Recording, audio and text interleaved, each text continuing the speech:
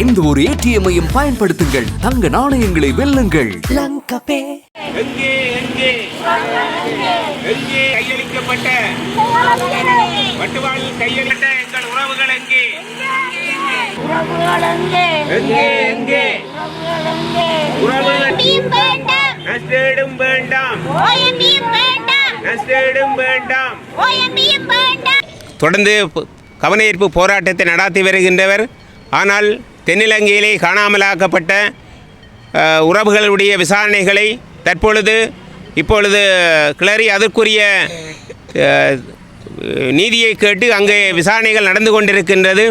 ஆனால் இந்த பொதுவாக வடக்கு கிழக்கிலே காணாமலாக்கப்பட்ட உறவுகள் இதுவரையும் 15 வருடங்களுக்கு மேலாக வீதியில் நின்று போராடுகின்றார்கள்.